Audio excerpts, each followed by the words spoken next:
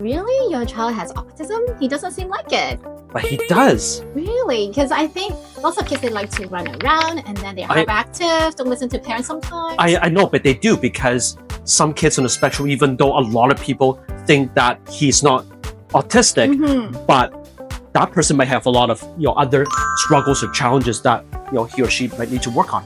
I think it's really interesting that we're pretty fortunate to live in today's society because with the advent of the internet and proliferation of mass social media, there has been a lot more awareness with an acceptance with autism in general. However, there's still a lot of misconceptions, right? Henry, I can see that some kids, they are capable with so many things, but then I also hear from the social media that kids with autism, they are lack of empathy, or some parents, they also come to ask me, why my kids cannot see from other people's perspective, their point of view. Why do you do that? Is it true? It's actually yes and no. So the part that is true is that a lot of autistic individuals, they may have struggles or challenges reading, especially nonverbal cues of language, especially when it comes to theory of mind, as you said, understanding perspectives from different people other than their own, right? At the same time, though, these can be learned, right? These skills can be learned, and they can start to understand, right? Some people with autism, they start to understand and be able to express empathy, but at the same time, they may not be able to express empathy in a way that is typical in today's mainstream society. There's another myth or question that I hear a lot from the social media, or new parents especially. They want to know, is autism a disease? Can it be cured? They really want to find a treatment that can cure their child. Yeah, a lot of people say that because as parents are really, really hopeful. They really, really want the best of their kids, right? But I have to say that no, autism is not a disease. There's no cure for it, and it is a lifelong condition. That's why it is actually called a neurodevelopmental disorder rather than a disease. As I said before, individuals with autism are more than capable of being able to learn, new adaptive social and independent life skills, right? And in fact, one of the most effective interventions for individuals with autism is actually called ABA, Applied Behavior Analysis. It is the way we apply principles of behavior to behavior therapy sessions so that the quality of life for individuals with autism can really improve, and the gaps in terms of the skill set can be narrowed as much as possible compared to the neurotypicals and the mainstreamers. So since these individuals still have lots to learn and lots of challenges, does it mean that they cannot live on their own, or they cannot have a successful career and all that? In a way, yes. In a way, no.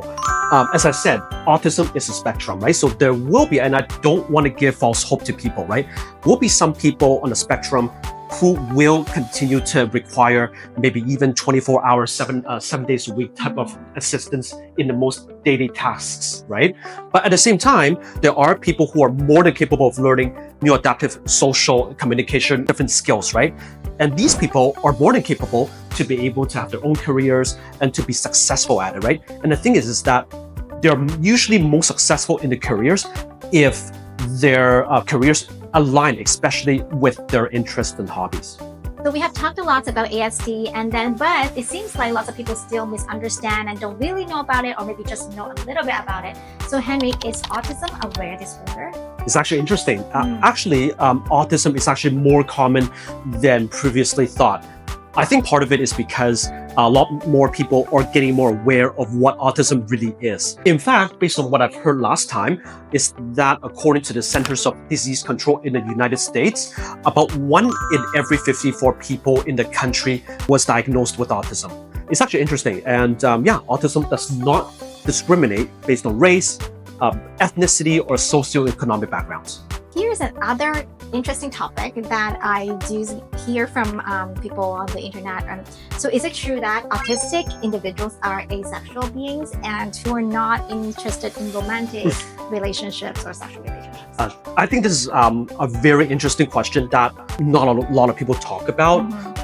It is in a way that there are some individuals on the spectrum, autism spectrum, that are not interested in seeking any sexual relationships or having romantic companionship with other people. That part is true. But at the same time, based on my experience, I also see quite a lot of people on the spectrum who are really interested to the point of even hyper obsessed with finding a romantic partner, having a relationship, seeking sexual experiences, or even getting married and have kids. So I think we see perhaps two extremes here when it comes to autism and sexuality. If you have any other comments related to this video, feel free to drop us a line. So for today, if you like this video, like, share, and subscribe this channel. And we can share a lot more interesting topic with you about autism.